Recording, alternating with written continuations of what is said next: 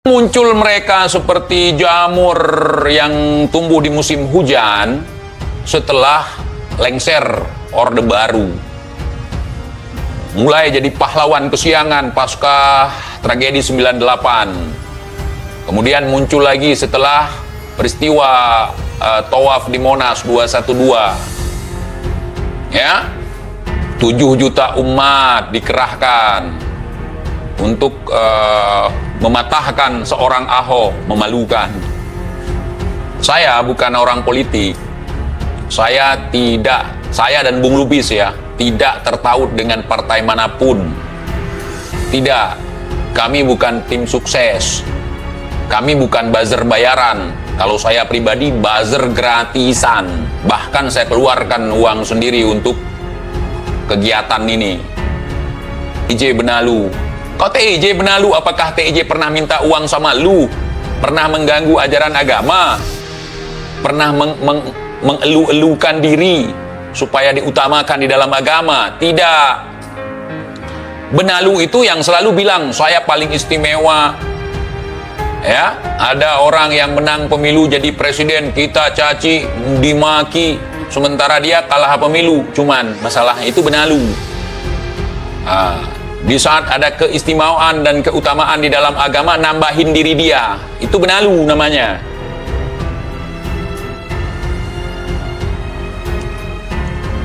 Itu Benalu. Kalau ada pesta orang, saya datang harus diistimewakan. Itu Benalu. Orang yang bikin pesta, kita datang ke pesta orang, kita harus dikasih uang, harus dielu-elukan, harus dihidang makanan yang istimewa. Itu Benalu. Ya. Saya datang ke pesta orang bukan buat makan, tapi untuk silaturahmi. Kalau makanannya sudah tidak ada, saya tidak makan. Hanya untuk menghormati undangan, untuk memenuhi undangan sebagai amanah. Itu. Nggak nunggu dihidang ini, dihidang itu. Oh, kalau cuman mau numpang makan di warung pun kita bisa makan. Nggak perlu numpang di kenduri orang. Indonesia tanah air beta, pusaka abadi nan jaya. Saya dulu sering membela Bung Rizik. Pertama, karena jasa. Kedua, karena melihat foto Bung Rizik dengan ulama-ulama di Aceh. Jasa dia yakni waktu tsunami. Itu kita hargai. Untuk rekan-rekan FPI yang masalah tsunami waktu angkat jenazah itu kita hormati. Ya, kita berterima kasih. Saya pribadi berterima kasih. Tapi waktu itu kan bukan FPI doang. Banyak relawan dari mahasiswa, tentara asing, LSM, NGO kan banyak. TIJ mengatakan, masalah ini kenapa justru banyak ulama yang membela mereka. Oke lah, waktu pengangkatan mayat itu yang saya salut waktu itu ketika sebagian orang ingin membakar jenazah tsunami karena tidak mampu lagi untuk memfarzu kifayahkan atau untuk menguburkan. Ya, saking banyaknya jenazah. Kemudian dari pihak Bung Rizik melarang biar kami yang akan memfarzu kifayahkan. Itu oke. Tapi jangan karena jasa kita menutup mata. Jangan karena jasa seseorang kita menganggap dia benar. Karena jasa yang setitik itu. Nggak boleh seperti itu. Hanjil menandeo. Harus lebih objektif. Harus lebih jelas ketika melihat sesuatu.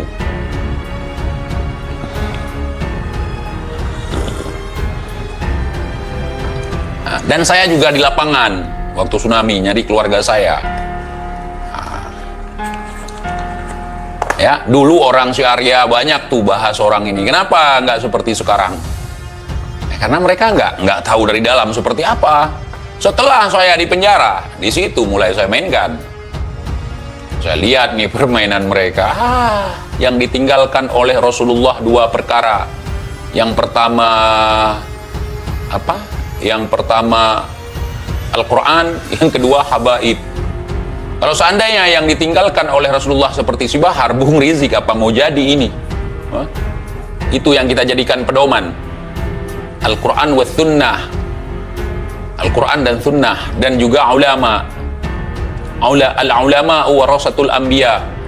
Bahkan saya sangat ketawa sekali ketika mereka bilang mencintai habaib itu adalah kewajiban. Oh enggak.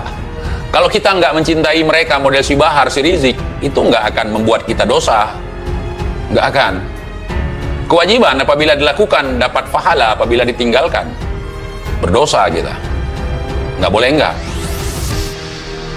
Sebuah keharusan, harus lebih harus dari yang harus, wajib. Itu saya enggak mau ke sana.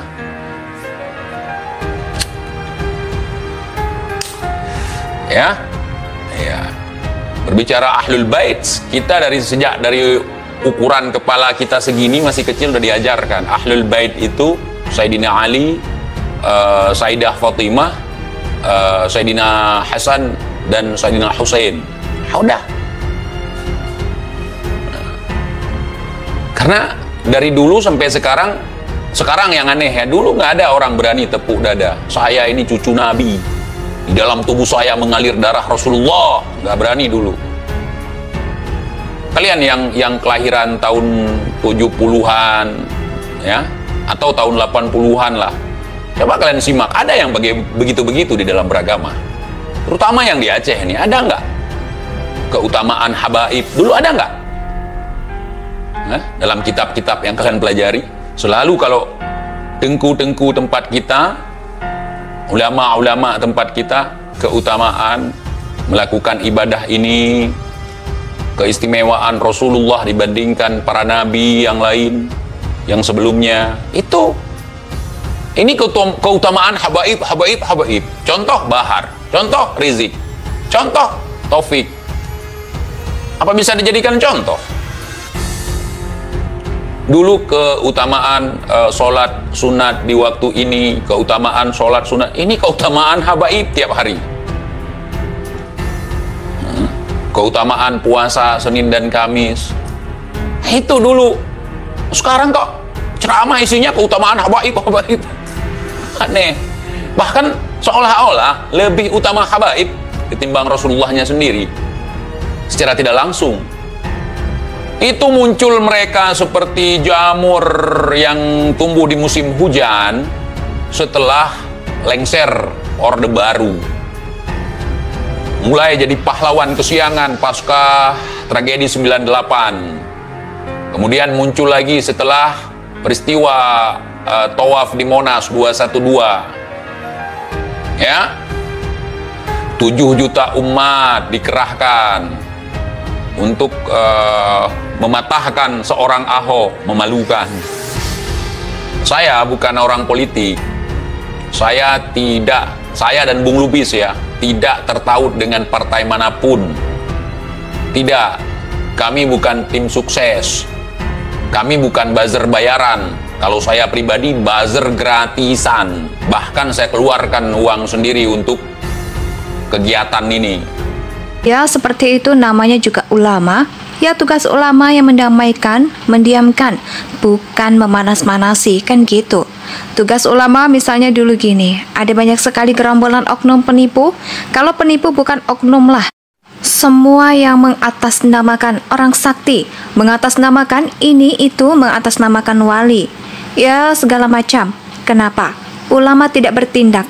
Karena itu adalah tugas kita. Ngapain kita belajar bertahun-tahun sama ulama, sedangkan hal yang demikian pun kita tidak berani untuk melawannya. Bertahun-tahun kita ditipu oleh dukun dengan benda-benda klinik yang tidak jelas. Ya enggak? Ada yang berani melawan? Bahkan orang yang mengaku habaib ini malah melakukan perdukunan. Ujar TIJ. TIJ Benalu. Kok TIJ Benalu? Apakah TIJ pernah minta uang sama lu? Pernah mengganggu ajaran agama?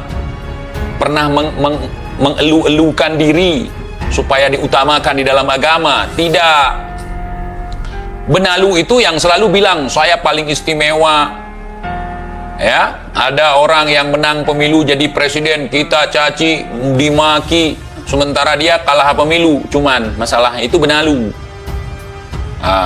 Di saat ada keistimewaan dan keutamaan di dalam agama, nambahin diri dia, itu benalu namanya.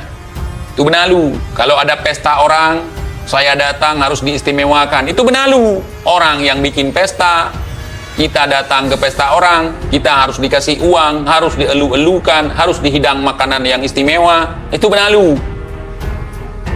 Ya, saya datang ke pesta orang bukan buat makan, tapi untuk silaturahmi. Kalau makanannya sudah tidak ada, saya tidak makan. Hanya untuk menghormati undangan, untuk memenuhi undangan sebagai amanah. Itu. Nggak nunggu dihidang ini, dihidang itu. Kalau cuman mau numpang makan di warung pun kita bisa makan.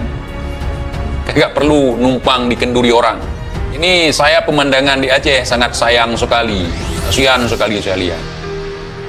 Kenapa nggak bikin ormas sendiri aja? Kita di Aceh ini santun di dalam mengajak orang beragama.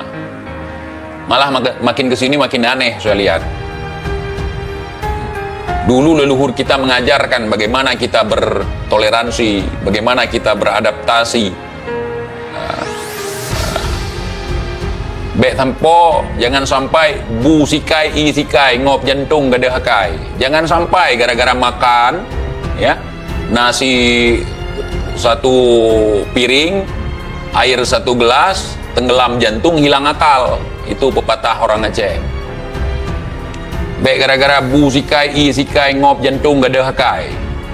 Indonesia sejak dulu kala tetap dipuja-puja bangsa